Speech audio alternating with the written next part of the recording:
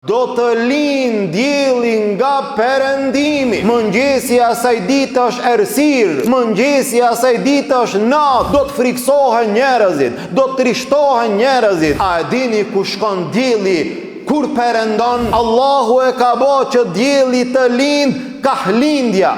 Bane ti që dielli të lind nga perëndimi. Krejt njerëzimi do ta besojnë Allahun Azza wa Jall. Na ditë çka do të ndodhë.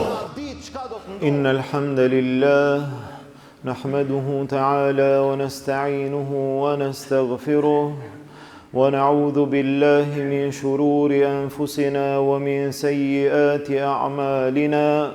من يهده الله فهو المهتد ومن يضلل فلا هادي له وأشهد أن لا إله إلا الله وحده لا شريك له وأشهد أن محمدا عبده ورسوله اللهم صل على محمد وعلى آل محمد كما صليت على إبراهيم وعلى آل إبراهيم إنك حميد مجيد اللهم بارك على محمد وعلى آل محمد كما باركت على إبراهيم وعلى آل إبراهيم إنك حميد مجيد.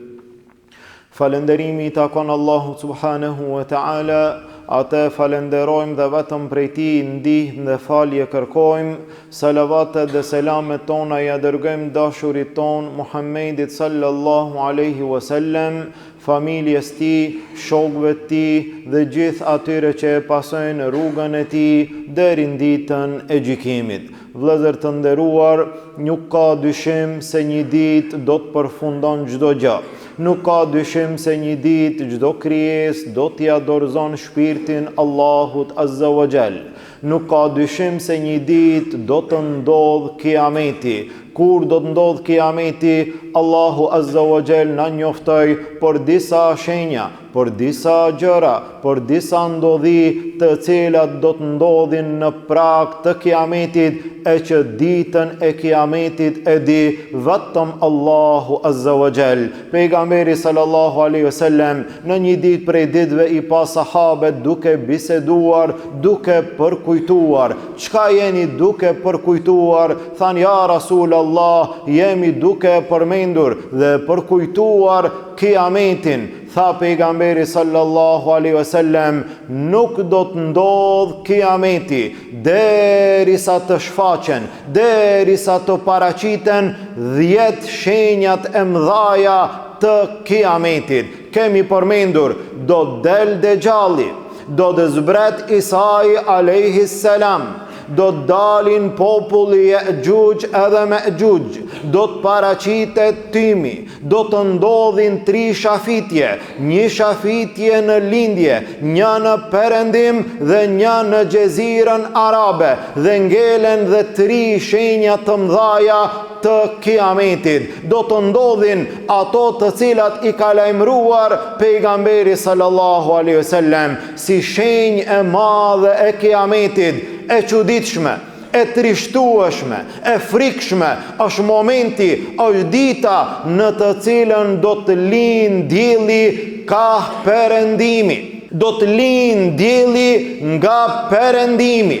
Ai i cili e urdhron dhe ai i cili e ka caktuar që dielli të lind ka lindja dhe të perëndon ka perëndimi, do të vjen momenti që një gjë e tillë do të ndryshohet, do të kthehet në anën e kundërt, do të zgjohen njerëzit në mëngjes si kur ditë të tjera, mirë po mëngjesi i asaj dite është terr.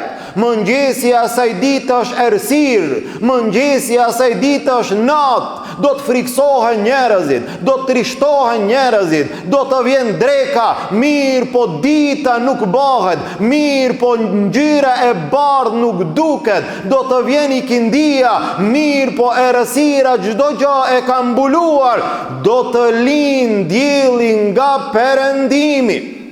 Allahu Azza wa Jalla është ai i vetmi i cili ka urdhëruar dhe ka caktuar dhe çdo gjë atij i është nënshtruar dhe nuk ka kush i cili ka mundësi të realizon një gjë tjetër përveç asaj që Allahu Azza wa Jall e ka caktuar. Kështu ndodhi sfida e madhe Ibrahimit a.s. ndaj një mbretit zullumqar i cili ju kundërvy e kundërshtoi Ibrahimin a.s. Tha Allahu Azza wa Jall: alam tara ila alladhi hajja Ibrahim fi rabbih an atahu Allahu al-mulk إذ قال إبراهيم ربي الذي يحيي ويميت قال أنا أحيي وأميت. Ibrahimi a.s. ju drejtua mbretit zullumqar, mbretit kriminal, mbretit i cili kishte kaluar çdo kufi, i asolli dëshmitë Allahut. Tha: Allahu është ai i cili e sjell jetën dhe Allahu është ai i cili e sjell vdekjen. Allahu dikande ngjall dhe dikande vdes. Mirë po mbreti me gjithë kufit që i kishte kaluar tha: ana uhyi wa umit. Unë jam ai. Unë jam ai i cili dikujt i jap jetë dhe dikujt i marr jetën. Një njeri i cili ishte i dënuar me vdekje e fali. Një njeri i cili ishte i lirë e mbyti dhe në fund i jap jetë atij që unë dua dhe i jap vdekje atij që unë dua. Atëherë Ibrahimi a.s. tha: قال إبراهيم فإن الله يأتي بالشمس من المشرق فأتي بها من المغرب.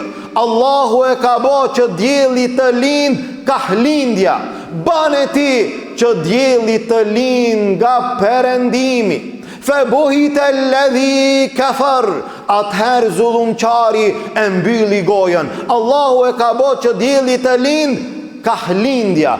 Bane ti që të lind ka perëndimi. Po një gjë e tillë nuk është në dorën e askujt. Të gjitha këto krijesa i nështrohen vetëm Allahut Azza wa Jall. Dielli është krijesa Allahut, hana, yjet, qiejt, toka, çdo gjë që ekziston i nështrohet vetëm Allahut Azza wa Jall. I bie në sejdë vetëm Allahut Azza wa Jall. Edhe dielli. Tha Allahu Azza wa Jall: alam tara anna Allaha yasjudu lahu man fi s-samawati wa man fi l-ard. A e diti që Allahut i bie në sejdë çdo gjë që është në qiell dhe çdo gjë që është në tokë. Wash-shamsu wal-qamar wan-nujumu wal-jibal wash-shajaru wad-dawab. Subhanallah. Edhe dielli bie në sejdë, edhe hana bie në sejdë, edhe yjet bie në sejdë, edhe kodrat bie në sejdë, edhe kafshët i bëjnë sejdë Allahut Azza wa Jall. Wa kathirun minan nas. Dhe shumë prej njerëzve i bëjnë sejdë Allahut Azza wa Jall. Jo të gjithë. Wa kathirun minan nas wa kathirun haqqa alayhi al-adhab. Një pjesë e madhe e njerëzve i bin në sejdë Allahut. Një pjesë e madhe e njerëzve e meritojnë dënimin Allahut Azza wa Jall. Dielli i ban sejdë Allahut Azza wa Jall. Pejgamberi sallallahu alaihi wasallam ju tha sahabeve: a dini ku shkon dielli kur perëndon? Than Allahu dhe i dërguar i ti e din më mirë. A dini ku shkon dielli kur perëndon? Tha pejgamberi sallallahu alaihi wasallam: dielli shkon nën arshin Allahut Azza wa Jall, i bie në sejdë dhe qëndron në sejdë derisa Allahu ta urdhëron që të lind përsëri. Dhe dielli lind përsëri. Ditën e nesërme i bie në sejdë derisa Allahu ta urdhëron që të lind përsëri. Mirë po, do të vjen një ditë që dielli do të bie në sejdë dhe do të vjen momenti që Allahu Azza wa Jall do ta urdhëron atë që të kthehet nga ana e kundërt dhe jo të lind nga lindja. Mirë po, të lind ka perëndimi. Tha pejgamberi sallallahu alaihi wasallam: a di kur është kjo? Kjo është dita për të cilën Allahu Azza wa Jall thot në Kur'an: La yanfa'u nafsan imanuha lam takun amanat min qabl. Kjo është dita për të cilën ma nuk ka dobi imani i atij i cili nuk ka besuar ma herët. Në atë ditë çka do të ndodhë? Do të fillon frika, do të fillon trishtimi, tronditja e madhe e njerëzve, dielli do të lind nga perëndimi, kur ta shohin njerëzit, tha pejgamberi sallallahu alaihi wasallam: amana an-nasu kulluhum ajma'un. Krejt njerëzimi do ta besojnë Allahun Azza wa Jall. Mirë po është bë vonë. Në atë ditë ma nuk vlen imani i atij që nuk ka pas iman, nuk vlen pendimi i atij që nuk është penduar, nuk vlen përmirësimi i atij që nuk është përmirësuar, nuk vlen udhëzimi i atij që nuk është udhëzuar. Ka ardhur momenti që ma u kry çdo gjë. Pejgamberi sallallahu alaihi wasallam tha: Allahu Azza wa Jall e shtrin dorën e tij ditën që të pendohen mëkatarët e natës, dhe e shtrin dorën e tij natën që të pendohen mëkatarët e ditës. Për çdo ditë dhe për çdo natë Allahu pret prej neve që të pendohemi. Deri kur?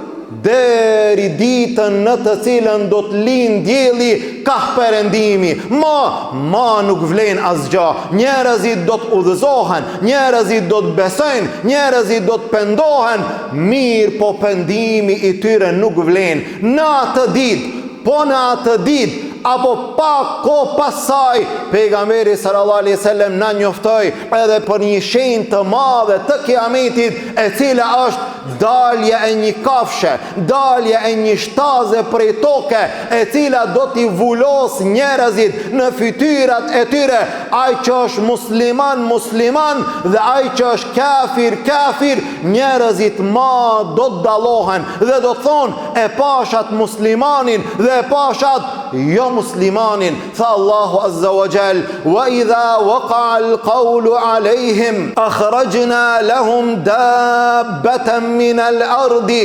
tukallimuhum anna an-nasa kanu bi ayatina la yuqinun. Kur të vjen momenti, tha Allahu Azza wa Jall, do ta nxjerrim një kafshë prej toke, e cila do t'ju flet njerëzve që ju argumentet e Allahut Azza wa Jall nuk i keni besuar. Tha pejgamberi sallallahu alaihi wasallam: cila do prej këtyre shenjave që do të del e para, pastaj tjetra me njëherë do të pason, do të jetë e dyta. Pra lindja e diellit, ka perëndimi, dalja e shtazës dhe shenja e fundit e kiametit. Tha pejgamberi sallallahu alaihi wasallam: wa akhiru dhalik, e fundit pas gjitha këtyre shenjave që u përmendën, e fundit e tyre është dalja e një zjarri nga Jemeni, i cili do t'i tuban njerëzit në vend tubimin e tyre.